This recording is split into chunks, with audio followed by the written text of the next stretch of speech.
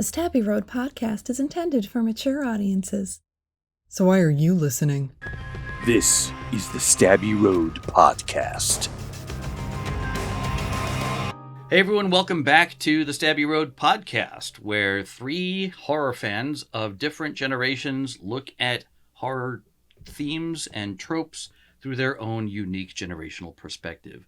I am Joe Senna. To my right is the illustrious Rob Graydon. And to my left is the equally illustrious Sonia Harcourt. And today we're going to be talking about, it's Rob's movie, right? It's my movie. It's Rob's movie. We are talking about Rob Zombie's House of a Thousand Corpses. Not just me. In keeping with our clown horror theme for the month, which is the month of Swalloween. Wait, it was Right? Clowngasm, Swalloween, Spooktacular. Oh, Clowngasm first. Okay. Yeah, Clowngasm, Swalloween. Swalloween, Spooktacular. Okay. That's a mouthful. It is a mouthful. That's what she said. That's- I'm like the 12-year-old boy of the group. Jesus. Sorry. Go ahead. Okay, so it's your show. So here we go. So House of a Thousand Corpses is basically about a bunch of, I'm going to say teens, but they're not really teens. They're sort of like early 20s. Early 30s. Early 30s. Early 30s. Chris Hardwick with a yeah. mullet. Yeah, wig bad on. wig. Yes, exactly. Consisting of Chris Hardwick, Rainn Wilson, and two other actors. You didn't bother to learn the names of the women. I did, but I'm going to tell you right now, I confess something. We were running out of the house, and all of my notes were left at home. So I'm going to... Just pull up IMDb. We'll There's just no pull shame up in that. IMDb, yes. Denise and Willis. Denise Denise Willis? Willis. No, that's the name of the character. Erin Daniels. Erin Daniels. And is it Jennifer Jostin? Yes, Is that is correct. Okay. Is Erin Daniels and Jennifer Jostin. I knew that. I was Round just out the testing to four see if you would actors who stumble upon this Captain Spaulding's Museum of Darkness and Mayhem or something like that. Oddities. Something. It's an old-fashioned roadside attraction. It's a roadside attraction, exactly, which is what essentially Zombie based it on. Which those roadside attractions, he also based it somewhat on a Universal monster tour. Okay. I think. I'll return to that. Yes, we'll return to that. And it is run by Captain Spaulding, played by Sid Haig, who is and also the janitor there, or the guy who helps up, is a wonderful old time actor by the Michael C. Pollard. Who plays, I think, Stucky. And it starts off before we even get into these kids running into the place gets robbed comically by two people who they both know. Bad ski masks. And yeah, so in any other movie, they would go, okay, well, we'll leave. But Rob Zombie ends it a little bit differently because one of the guys, Stucky recognizes right away. And so it turns out the other guy clearly is someone that they know. But good old Captain Spaulding pretty much doesn't let that go and kills both of them. So great. I love Start that. the titles. And the titles go all the way through. And that's when our four characters come in. And you would think that they would get out. But as usual with a lot of these sort of movies where someone gets stuck there, I think the catalyst is always some level of disrespect Yes. that these guys give that ultimately ends up them having... It's the classic, elites coming in from out of town and Exactly. looking down on, Although the old... Chris Hardwick's character, he's pretty on board for most of it. He's Yes. like, I'm surprised. Like maybe if they all had his attitude, they might have gotten out of there alive. Right. Rainn Entirely. Wilson in the thing that would create his entire body of work in the future was this condescending piece of shit. He wasn't too bad either. It really was the women who Really? were the bitches. Yeah, no, Rainn was like super. He Okay. was uncomfortable, but not Right. outright rude. Okay. Yeah. No, he wasn't outright rude, but there was definitely an air of, A little bit, like I'm smarter. Yeah. Right. A little bit, but They it was come- yeah, really and they more so come the in women and- who yeah, were but like it- but just they- not having it. Yeah.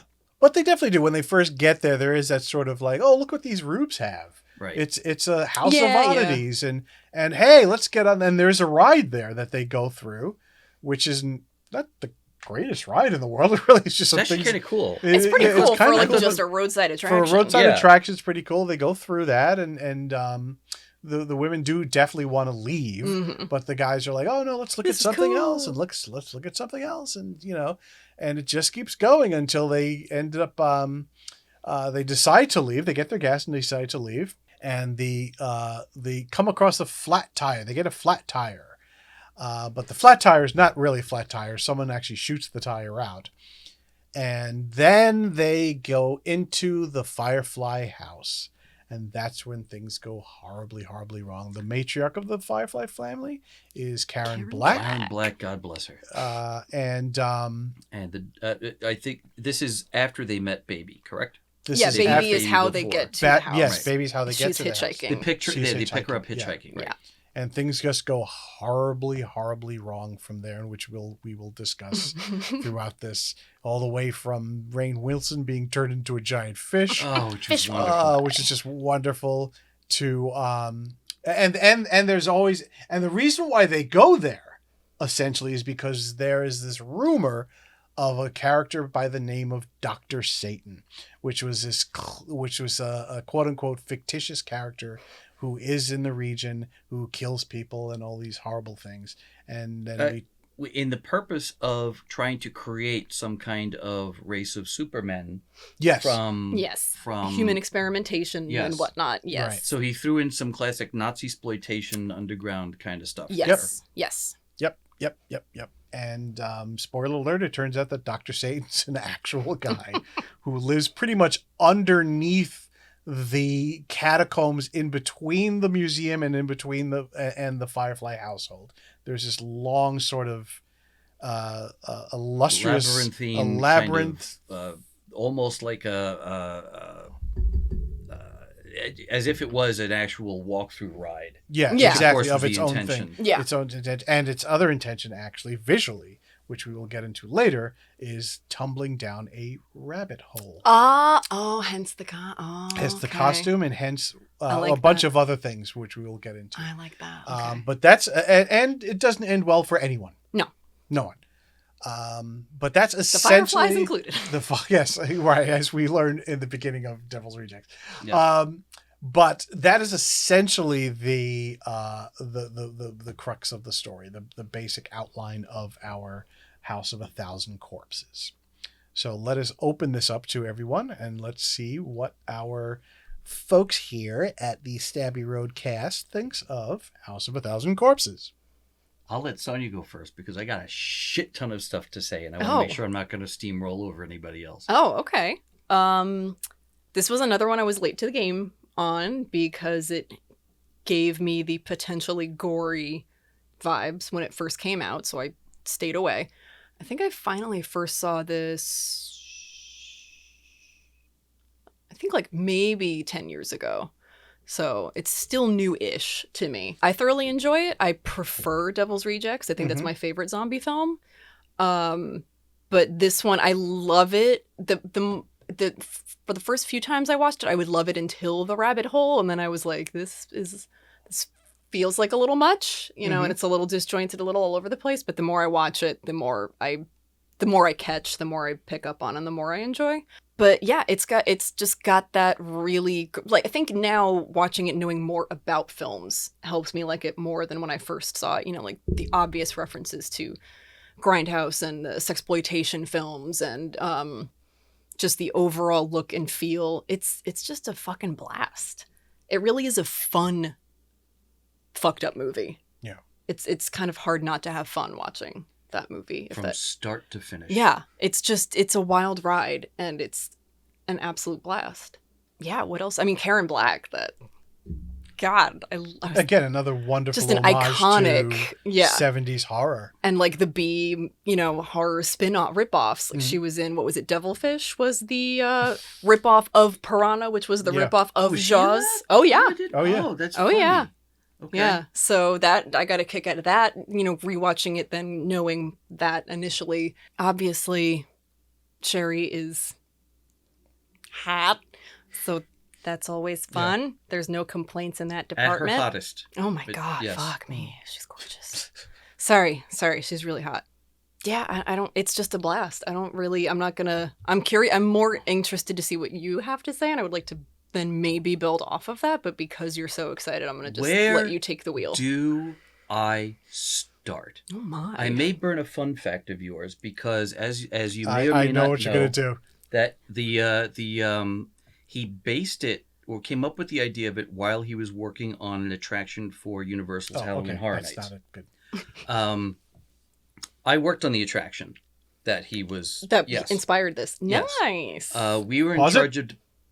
This is going to be another Joe Senna, Forrest Gump of Hollywood story.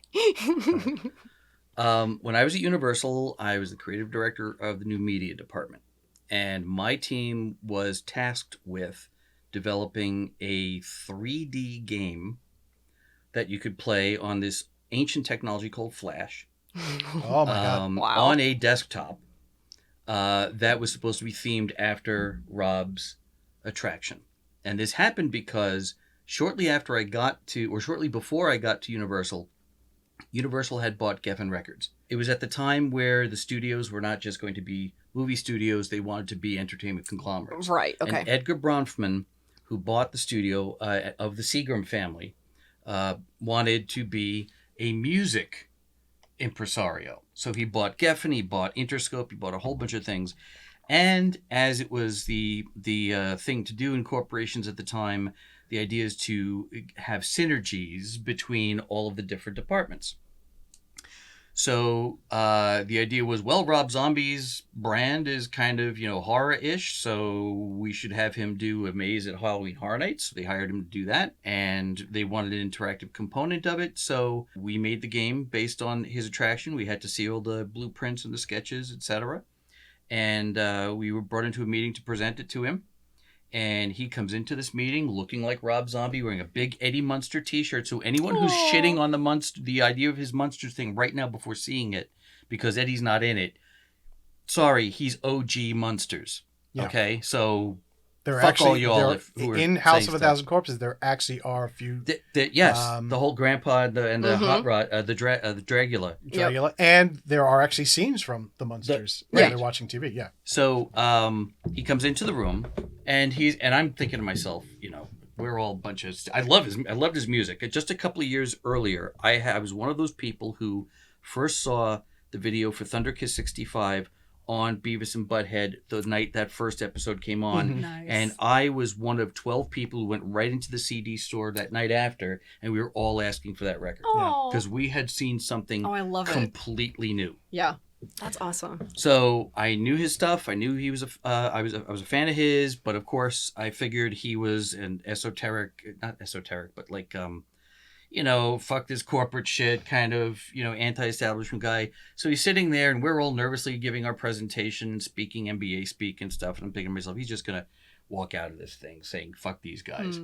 So we all turn to him and say, so Mr. Zombie, what do you think? And he sits back and he goes, well, as you know, I've been endeavoring to expand my brand into various other verticals.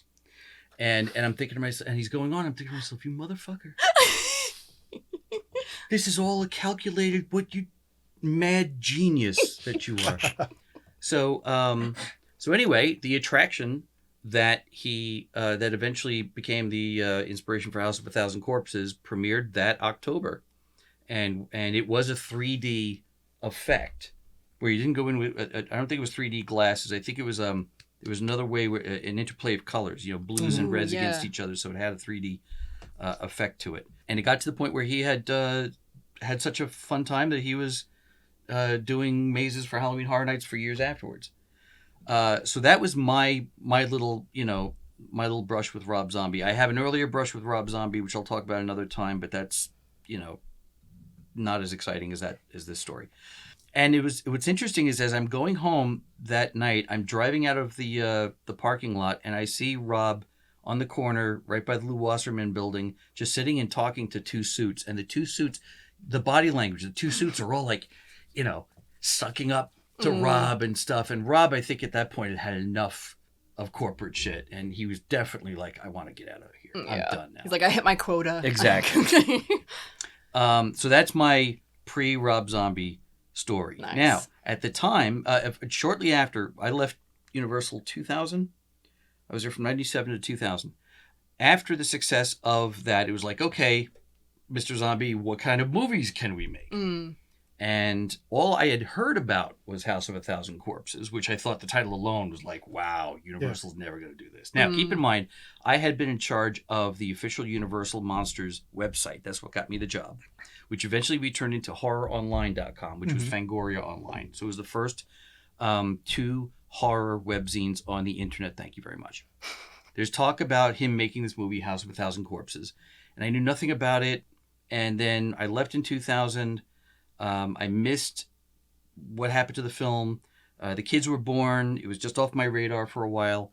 And it premiered in 2003 because when it was finished around 1999-2000, he sits in a screening with Stacy Snyder, the head of Universal at the time, shows the movie.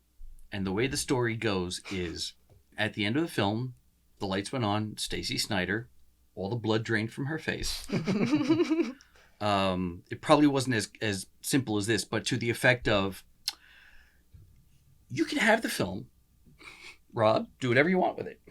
We can't release this. So then he went on a couple of years journey trying to find a home for it, and eventually wound up with a small up-and-coming studio called Lionsgate. Aww.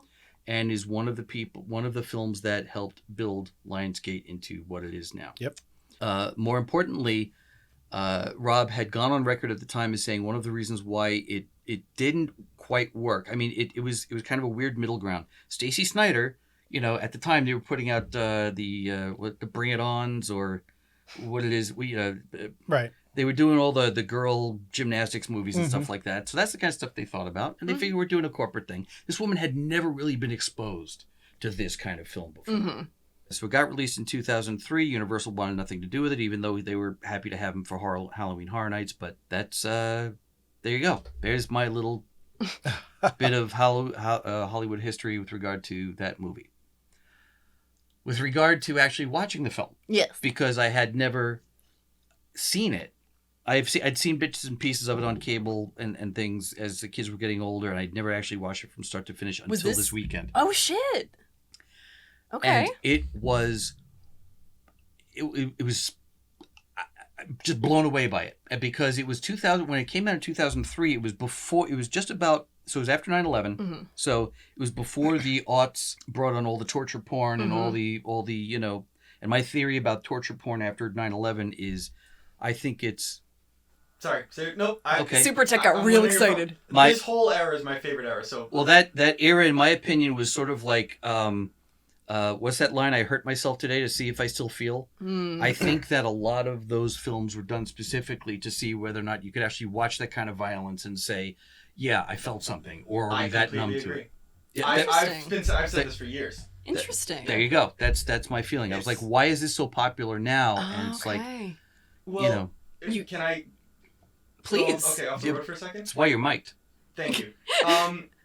The monster movies from the 50s came out of World War II, right? It was about like, well, what's this monster and how are we going to deal with this now? And the nuclear. Godzilla's bird. But post 9/11, George Bush, we're all talking about torture and how are we going to do this and how do we deal with this, and all of the movies afterwards are all torture based. Yes, and we went and which is why now you're going to see a slew of pandemic horror. Oh yeah. Well, I actually think the pandemic horror has to do more with the usage of multiverses in movies, but we'll see. Oh, okay.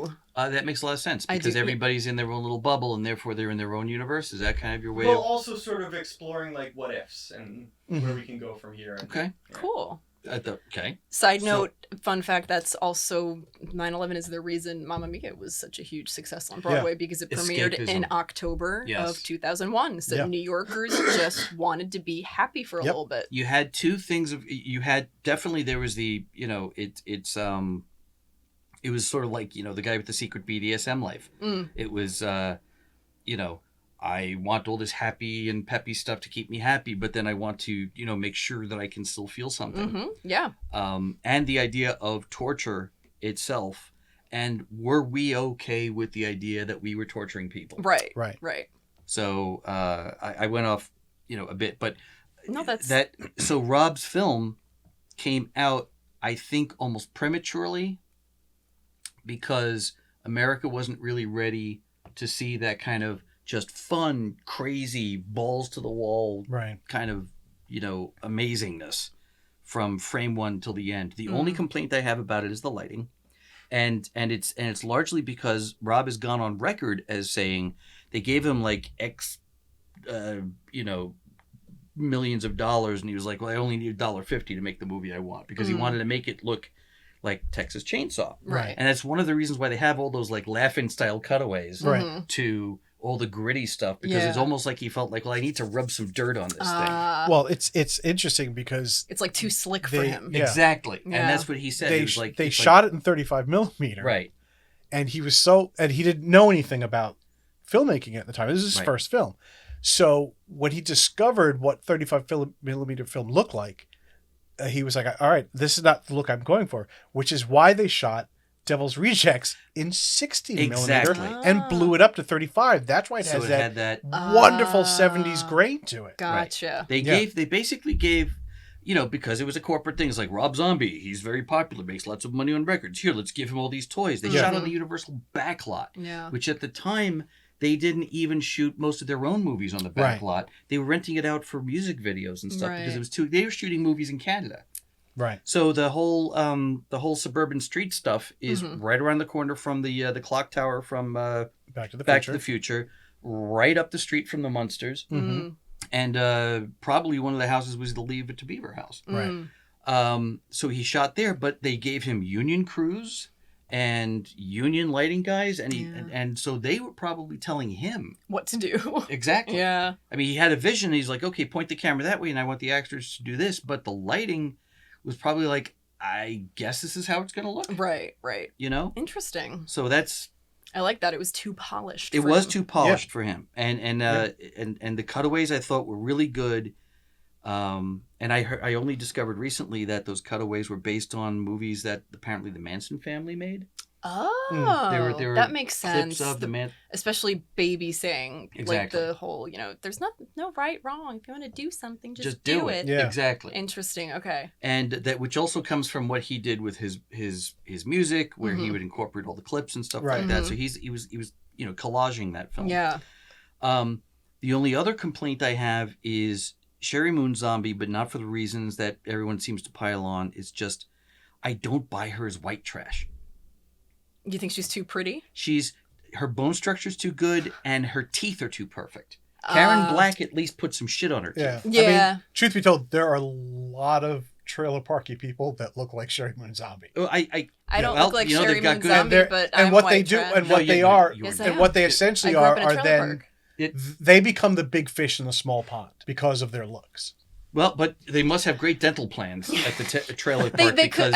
could. I wonder if. Yeah, no, you're right, because everybody else's teeth at least had a little bit of grit or something, and she was quite polished. She came off as one of Rob's groupies visually, in my opinion. Oh, I always thought it as because she looked the way she does, they sent her out to bring people in. Well, that makes sense, but still not even. Maybe she they just got worked born extra lucky. on the exactly. That was the only issue I had. I thought she played the role beautifully. But they could have dirtied her up a little, maybe. Yeah. And I don't know if that was because again, she was Sherry Moon at the time. She wasn't Mrs. Zombie yet. Right. I don't know, but I thought her performance was great. Yeah, babies.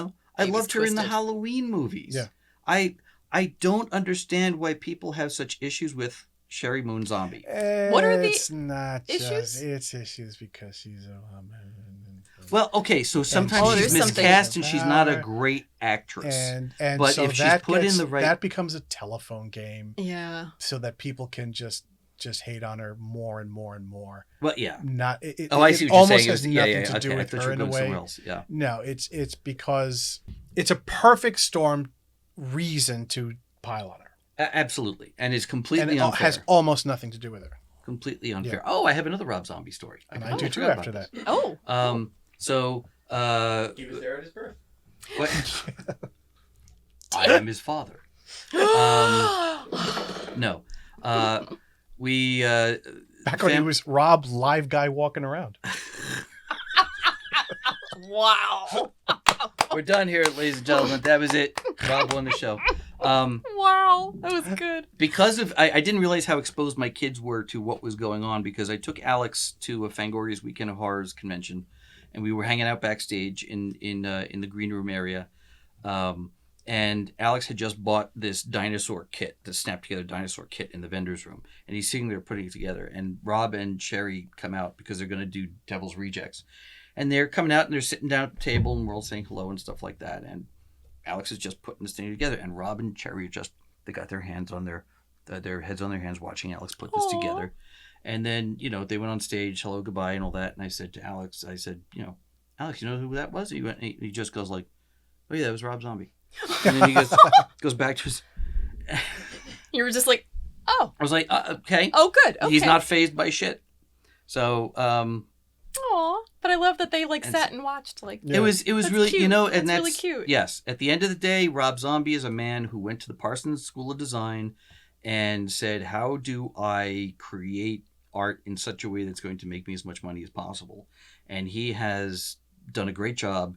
And who knows how much of just a straight old family guy is in there? Yeah. I don't know him personally, but to watch Alex was a big deal. Aww. I'm now done with all of my name dropping.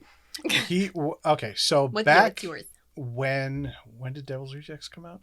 Devil's Rejects 2005. 2005. So in Let me 2000, double check this. if it was 2005, then 2004, I was in LA shooting a bunch of DVD extras for the Fangoria Blood Drive DVD. And the Fangoria Blood Drive DVD was essentially Fangoria's... It's a great name. Yeah, it was essentially just a bunch of... they ran a contest, and it was basically a DVD version of Fangoria's Horror Film Festival. That's great. It was a bunch of the winners of these horror films, but a bunch of the extras where we went to, we got to go to the Stan Winston studio. Oh, cool. I was able to Fucking create... hate you for that. I was able to create a short film on Clive Barker. Nice. So we were the only people we were the first people, I should say, ever to go in and actually videotape him painting. Mm-hmm. Wow. So we, so that was a big really deal. cool. But the video was actually the DVD menu was hosted by Rob Zombie. Nice. So we went to a hotel. We set up a green screen for him because he was down the hall. This is a great story. He was down the hall shooting. This is back when AMC originally had a History of Horror-esque horror series that came before Eli Roth's History of Horror. Right. I forgot what it was called, but it was essentially the same thing. Tony Timpone was, in it as Was well. a talking head. That was during his Tony It was the Timpone, same thing, yeah. It's like a roller coaster ride. It's Yeah. every Tony Timpone. Why do people like horror? It's a roller coaster ride. Exactly. But Love you, Tony. that particular day, Joe Dante, John Landis, and Rob Zombie were shooting their I have a John Landis story. their portions of it. So we were able to, when he was not shooting, he would run over to our hotel room and he would shoot his parts of the DVD. Like, Nice. welcome to the Fangoria, blah, blah, blah. And this section is the so-and-so, and this is this. And he was so great. And it was funny because when he first came in, I don't think he fully understood what was going on. And he didn't really have I wouldn't say he had an attitude, but it was sort of like, I don't know what's going on. Let me just sort of, and then I simply asked him a question, which I'm so glad that I did. I said, Rob, I will probably never see you again. And there's an old rumor that in the Dracula video, when you see this clown laughing and there's flames over it, the clown kind of looks like Jerry Lewis. I said, did you manage to get your hands on footage from the day the clown died? And which was a Jerry Lewis film that he made about the Holocaust, and it got shelved. It was never supposed to come out. And Rob looked at me and he said, you know what? You're not the only person who's ever asked that. And I've never answered it, but here goes. He goes, and I wish I had it. I wish it was back when phones had video on, though, because I would have just videotaped it. But he said it was essentially, it came from a circus show that was in his neighborhood growing up. And he was so creeped out by that clown that he said, one day I'm going to take that footage and just put it in a video, which is what it was. But from that moment on, he just relaxed and he just pretty much did whatever we talked about. There is, if you go on YouTube, there is, I did not do it. I don't know who did this, but there are a bunch of outtakes that are at the end credits of the DVD, which is just Rob goofing around. Nice. And it's on YouTube. Just look it up. Rob Zombie, Fangoria, bloopers, end credits or something like that. In the show notes on this video. And we'll put it on our show notes. And it's just him goofing around. And it's hilarious because it's just him being being a side of Rob Zombie that you don't always see. Yeah. But I've never heard anything bad said about him. He was so great. He was so for awesome. example, He gave us all, he gave us so much time, as much time as he could, because every now and then then one of the AMC handlers would come in and go, "We need him now." And he goes, and he would literally be like, "Okay, just pause it right there. I'll be right back." And he would come right back, and he would, Cool. He's as we when this comes out, this is probably going to be a few weeks before Halloween Ends comes out. Yeah. Excuse me, not Halloween Ends. Before The Munsters comes out. The Munsters, yeah. And Ben over at Fright Rags has a license to do Munsters stuff. And Rob Zombie is literally just texting him pictures from the set. Yeah. On his phone. He says, "I know this is going to make a great shirt." Right. Fright Rags, by the way, is sponsor of Stabby Road. They just don't know it yet. So, nothing bad to say. And, I've said this before. I've never seen The Lords of Salem or 31. I have to catch up with them. Okay. But I love everything he does. Yeah. I love his music. I love his movies. I've never actually gone to see one of the stage shows, but the stage shows from what I've seen are just fucking like, if you take Kiss in the 70s and inject them with the reagent from Reanimator, it's that's what it's like. And to be that kind of, because he grew up in the era of Alice Cooper. Right. Yeah. Yep. So he is just a showman. Yeah. Yeah. It's more than just the music. It's more than it's a whole spectacle. Performance. It's a spectacle. Because he went to art school, Yeah. and if you remember the punk and new wave days, a lot of the musicians were artists who taught themselves how to play a couple of notes, so they could take advantage of the visual. Right. Of Exactly. what was going on. So, as a matter of fact, if you ever watch Beavis and Butthead Do America, Oh, so good. when they get high and walk through this desert, Yeah. all that animation is Rob Zombie. He did all that animation? That's Fucking all his design. Love that sequence. Yep. Oh God. Oh, okay. Just when I think I couldn't love him more. He can do no wrong as far as I'm concerned. I and Sherry Moon, it's like, you know what? If my wife wanted to act in the movies and I had the ability to do it, Absolutely. and she could act, Yeah, you'd cast her in fucking absolutely. everything. Yeah. Absolutely. Joe, Yeah. you have to see Lords of Salem. She's amazing in that one. And Yeah. you have to see 31 because that's probably one of my favorites. See, that's What- why I what want I to see love Lords about of Salem 31, because she plays against the type. She's like actually acting. That's Nice. what I Not mean. like she It's doesn't not- act in the other ones, but it is very different. It's a than different- That's Yeah, what I'm you're saying. right. Gives her a good. chance to actually, try something. Flex a little. Yeah. See, I'm glad I'm among people who don't, sit I'm not. there I'm and not shit one of on- those people who shit on Rob Zombie because I have a personal connection with him, and he was so nice to me. Yeah. And do- B, I genuinely love his movies. Yeah. Do people shit on him because it's like he's too corporate or something? Oh, like, no. No, I think Probably it's. I think it's probably it's just. horror. It's because he doesn't like. I'm speculating. Yeah, but and I'm just guessing genuinely that curious. It's probably a mix of. He does horror, so people who don't like horror, who put horror in a corner, probably don't like him for that. Yeah. And then other people, I'm guessing, probably think of him as just some music guy who's doing horror, so he's not really an actual horror person. And I think the Right. work on Halloween, really That just probably pissed off didn't a lot of help, people. yeah, It that- was sort Yeah. of like when Lucas made the prequels Right, the first couple of years right. before they became canon. Like, but even if you don't like them, that doesn't mean you have to like generalize and hate. You know what I If mean? you look at the There are social people who media, do. there's Yeah. whenever someone mentions Rob Zombie's doing something, it's The internet is built on generalization. I and know. hate. Yeah, I know. it is. Yeah. It's unfortunate. There's Because I'm not a people- fan of the Halloween. I mean, like we were Right, saying we talked- earlier, right. I enjoy them on their own. I don't like them as Halloween movies. Right. But that doesn't mean I fucking love his music, and I will always love his music. Yeah. That- Yeah. I think his music is my favorite part of him. Actually, just Zombie might be in my top 5 favorite directors. wow. Really? Yeah. That's a bold statement. I think as filmmakers, when you look at what he does, I genuinely just love what he does. Yeah. Yeah. As a filmmaker. He's one of the 5 people where I go, that is, if I could make something like his stuff, that's Like what that's I what would I would want to do. Totally agree. Yeah. Totally we have. agree. Do we have? Is it 31? Do we have 31 on DVD? I Right. have all of his DVDs. Yeah. So there's a great. He does a great or not he does, but someone did a video diary of the production of 31. Oh, nice. And it goes all the way through. Really? Like, and so it's a wonderful, if you're just starting out and want to see how films are made, it's just great. All of his DVDs are that way. Yes, right, because Halloween does Halloween, which does is it a also. phenomenal documentary. The Yeah. documentary, Nice. and I'm But a they huge go fan through of like that day Halloween one, movie, blah, blah, but blah, it's and they arguably might, better yeah. than the movie. The And they may documentary. skip over like documentary day is so 5 good. or whatever, but they're relatively close. So Yeah. you can good. literally watch production. I'll have to Cool. find And those. he even, I can Yeah. take the DVD, but Yeah. he tracks Okay. like even the reshoots and stuff. Like Yeah. that process. Oh, wow. So good. That's Yeah. really cool. Yeah. And the thing about 31, He's not a gatekeeping. No. Yeah. and No, he's also, not. And it's That's hard to find. Devil's It is. Rejects Mhm. also has a great documentary. yes, Nice. absolutely.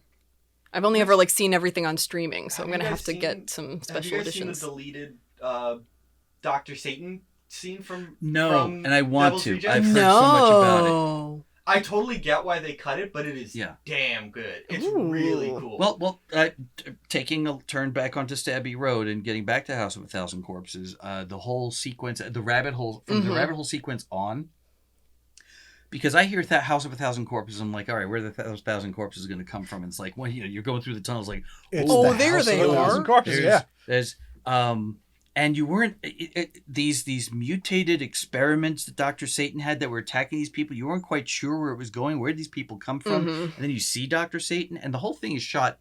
It definitely does feel. Have you seen Frankenstein's Army? I have. Okay, Not in a very long. Frankenstein's Army. I think the story was it was a makeup artist who was basically doing this movie as a way to show his artistic Right. creations.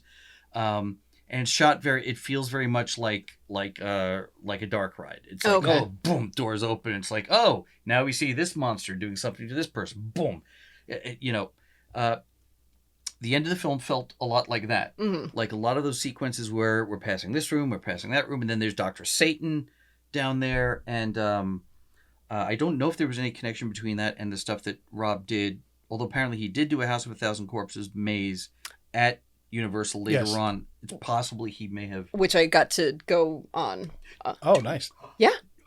Wait, Please tell us about it. It was amazing. It was the best maze there. I went, this was pre-pandemic, so actually I think it was October 2019.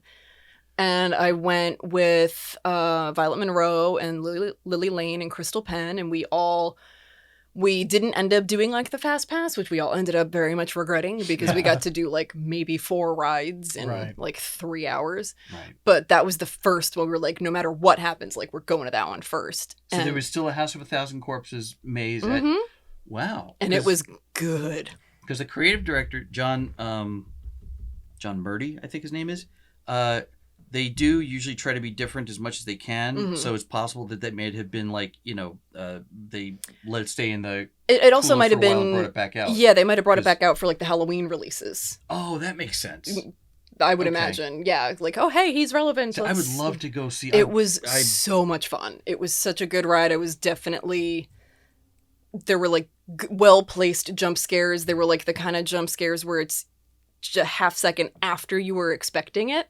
Oh, So it perfect. kept just. Yeah. You're like, it's not. Oh, son of a bitch! Well, I'll tell you something, and Josh was making fun of me in the last episode about the people who took their trauma and actually became something. Had I actually, if I had a career that I would have, I used to say to myself, we used to play a game at Universal called "Who Stole Your Life," and I used to say George Lucas, but I can honestly say now.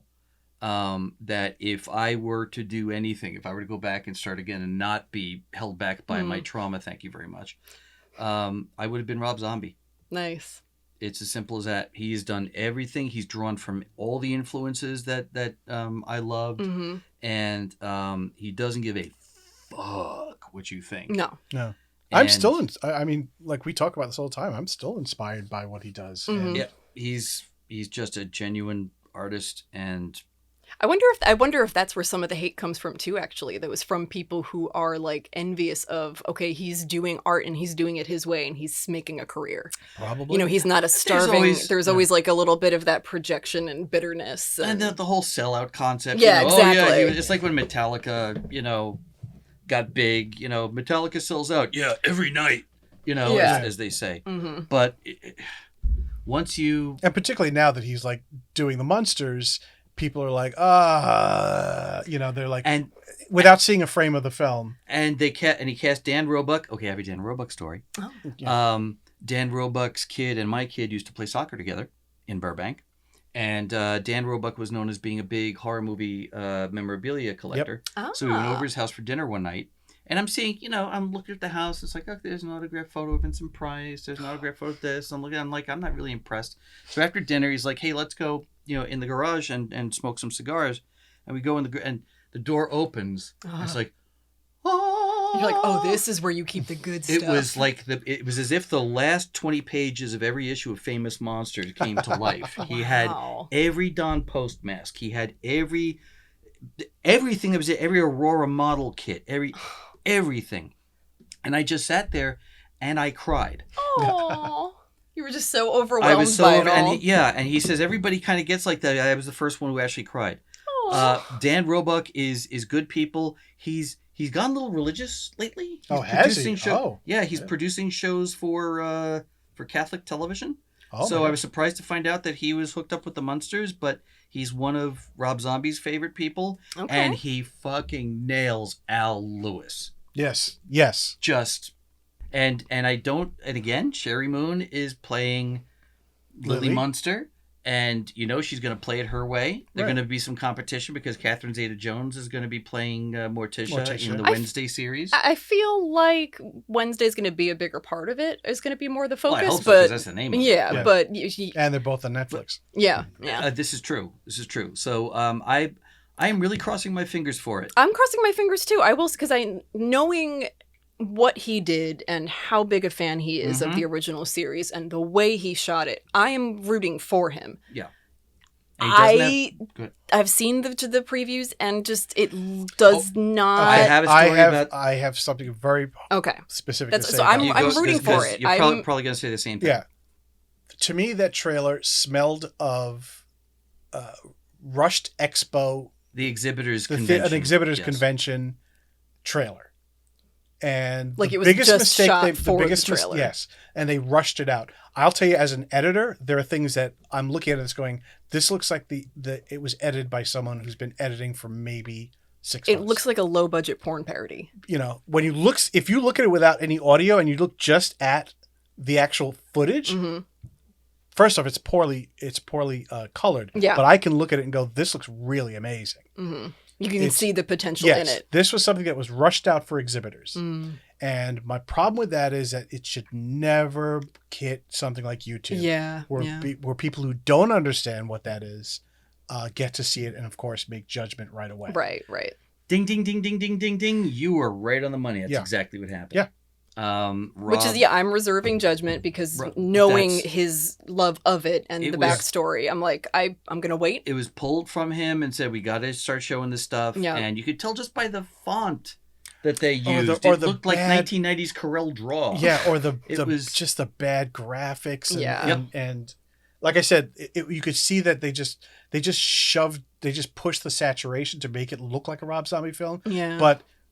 You know, when you color things, there's a difference between just shoving saturation on something and selecting colors to saturate. Right. And being very, color grading is a very specific thing. Yeah, it's deliberate. And this is someone who just, it's called a global color. They just globally shoved the saturation through. So it's all bleedy and like weird looking and, but yeah, that's exactly it. That was my first instinct was that this is an exhibitor thing and that's that what it was. Shoved through. It had no business being out there. And back in the day, they could have gotten away with that kind of stuff, and it wouldn't have wound up on YouTube. But now, so it's not his fault. And of course, I know that he spoke to it on social media. Yeah, okay, something to the effect of what you would expect, which is go ahead and judge me by this rushed 2-minute, film. Go fuck yourself or something like that. But I can't wait to see it. Yeah, and love everything he does. And this is less about House of a Thousand. For me, this is less about House of a Thousand Corpses. I know. I'm sorry, we just stepped all over your movie. Fine.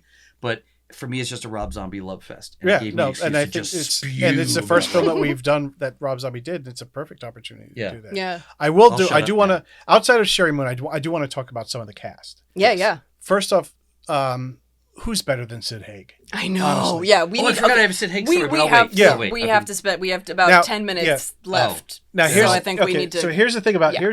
a lot of the names in House of a Thousand Corpses, because Zombie's a huge fan of the Marx Brothers. So Captain Spaulding Mhm. is from I forget which It's one. Animal Crackers, Animal isn't it? Crackers, yes. Nice. My name is Captain Spaulding, the Yes. African explorer. There's the Firefly family, Mhm. who the big giant Tiny. tiny. No, not tiny. Oh no, the other guy. The big guy, the muscular guy who looks just like the whatchamacallit guy from January 6th. His first name is Rufus. Oh As in yeah. Rufus T. Yes. Firefly. Yeah. And Bill Moseley's name is Otis. Yep. His last name, Driftwood. As in Otis P. Driftwood. Is which these was- are these all those are all Brothers' Marx names. Brothers Nice. characters. So again, if you're in that very small Venn diagram Yeah. of The Rob Zombie crossover. fans and Marx Brother fans, So that's basically will you get- and me. You and me, That's- and maybe 3 other people we went to the science fiction club in high school would know all of those references, which is just brilliant. In between Nice. beats from jocks. In between we Beam were Jocks, we watching were able Groucho to Marx figure that out. movies and- Yes. Aw. Bill Moseley, who's always amazing, and Karen Black actually was. I don't know what the deal was, whether she didn't want to do a sequel or Yeah, whatever. because she wasn't. But she was replaced by she was replaced by I'm trying. I know Leslie Easterbrook. Leslie Easterbrook, She was great. who was terrific, Yeah. wonderful. But she was replaced. I don't know what the deal was Yeah. there. They definitely refined Otis's look more Mhm. in Devil's Rejects. The thing about House of a Thousand Corpses is it's one of the things I love about it is it's clearly the work of a first time director who wants to throw everything in. Yeah. And the beautiful thing about Devil's Rejects is he takes all the things that really, really worked in it and pares it down Yeah. to Yep. just this. I always say it's the difference between The Hills Have Eyes and Last House on the Left. Mm. You know what I mean? It pares all this stuff down Yeah. to just what is disturbing and what is just wonderfully stylized. Mhm.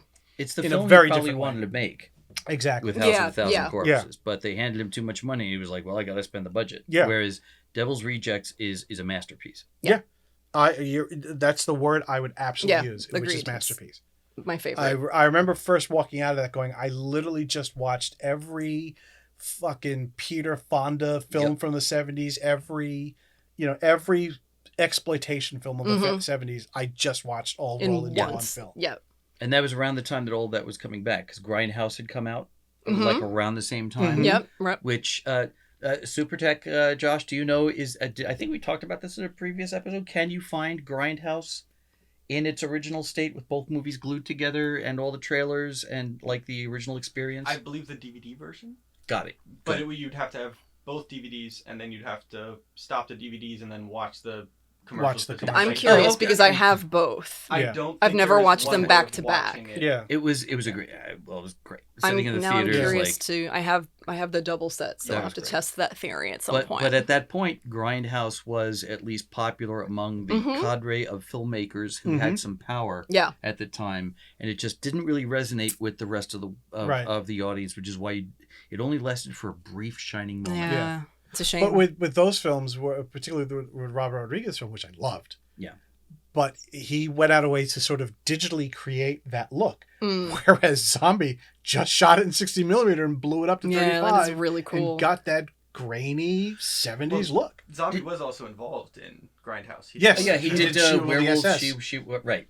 Yeah. She-Wolves of the SS. Of the Yes. SS. Something like that. Yeah. And with Nicolas Cage as Fu Manchu, one of the best laughs the film Oh, got. God. So imagine all of Yeah. those guys hanging out together. Can you Yeah. you You imagine? know, What a- and saying, freaking "Hey, wild- you want to do a little thing on mine, and I'll do a little thing on yours." Yeah. And it's just Yeah. that was I love it. such a good era before Yeah. the Yeah. studios really started to consolidate and start to Yeah. really Yeah. put their fingers into things. Yeah. And then 2 more characters I definitely want to talk about is a wonderful actor who's no longer with us by the name of Erwin Keyes. Oh yeah, Erwin He passed away a Keyes, couple years ago. yes, Erwin Keyes filled this wonderful little niche that guys like Rondo Hatton, Mm-hmm. look this up. I don't have time to explain Rondo Hatton, but he was 40s and 50s, sort of like a thuggish brute. He actually made a movie called The Rondo Brute Hatton. Man. Rondo Hatton was known to play brutes because he suffered from a disease called acromegaly, Yes. which gave him Which caused creepy him, features. and almost like in a he took it to the superhero bank. kind of way. It was like Yeah. some weird accident that caused him to do that. Oh, I didn't even know that.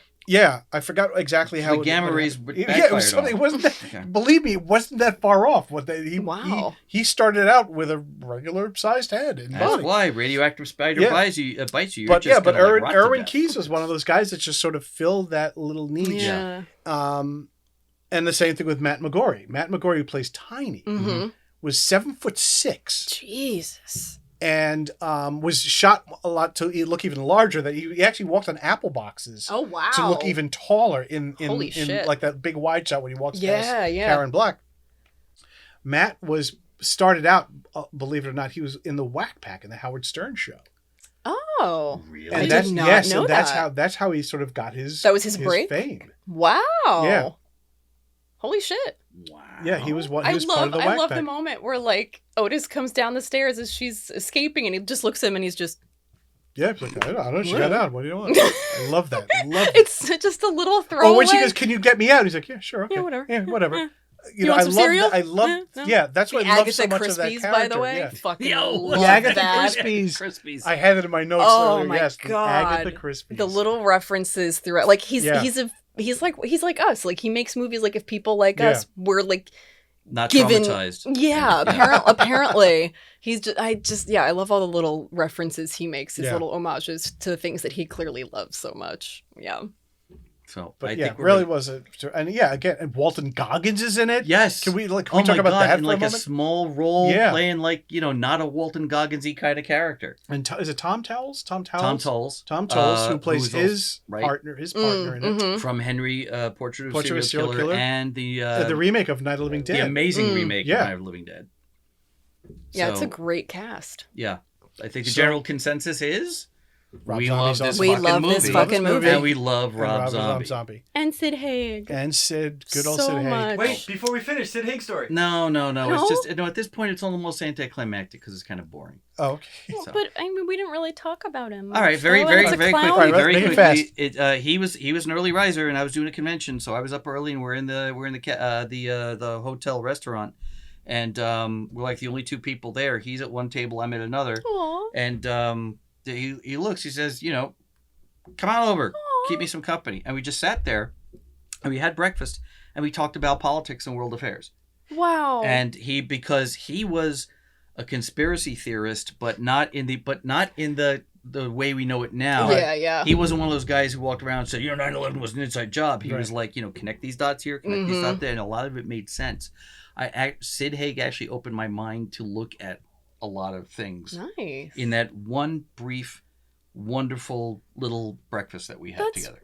That's a great story. Sid gave me a wonderful promo for what would have been the third Fangoria blood drive at a convention, because I was running around and I got him, Tom Savini, a whole bunch of other people. He was great because he did it in character as Captain Spaulding. Oh. Oh my god. So I have that on video somewhere because I never because that volume fell through. I just Oh. kept the video. Oh, I have Yeah. shit that I shouldn't actually say it. But, Yeah, not on but I camera. have shit that we will be releasing that I'm not going to say where it was born, but nobody seems to have noticed it when it fell in my pocket on the way out of university, the dual job I had.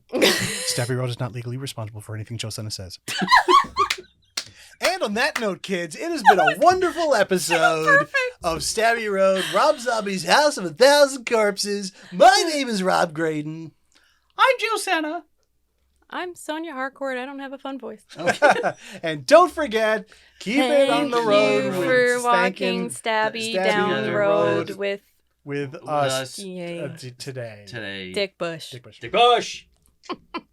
The Stabby Road podcast was created by Joe Senna, hosted by Rob Graydon, Sonia Harcourt, and Joe Senna. Recording technicians Josh Graydon and Eric Todd. The Stabby Road podcast is a production of Fourth Castle. All rights reserved. See you next week.